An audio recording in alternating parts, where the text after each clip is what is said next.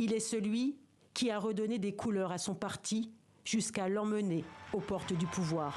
Herbert Kickl, fine lunette, fine silhouette, est le patron du FPO, le Parti de la Liberté, l'extrême droite autrichienne. Demandez-vous, qui a le courage de s'opposer aux puissants pour lutter pour vos intérêts? C'est à cette question que vous devez répondre vous-même.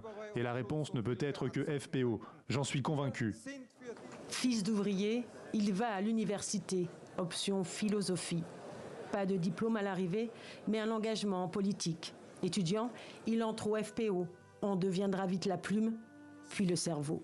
Homme de l'ombre, il est propulsé ministre de l'Intérieur en 2018 dans un gouvernement de coalition. Le voilà premier flic d'Autriche. Il en profite pour faire le ménage dans les services secrets.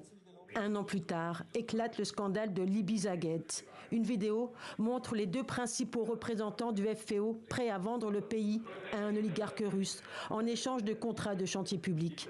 Des têtes tombent et Herbert Kickl met définitivement la main sur la formation d'extrême droite.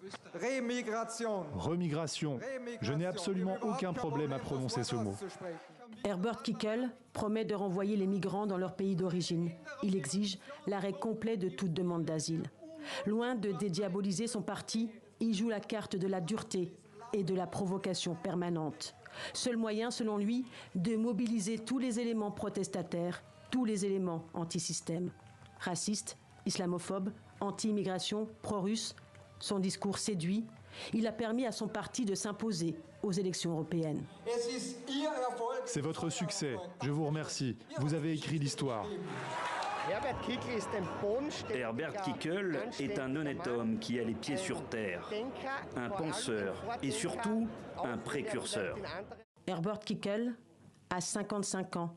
Ses adversaires disent qu'il est probablement le démagogue politique le plus talentueux que l'Autriche ait connu depuis la Seconde Guerre mondiale.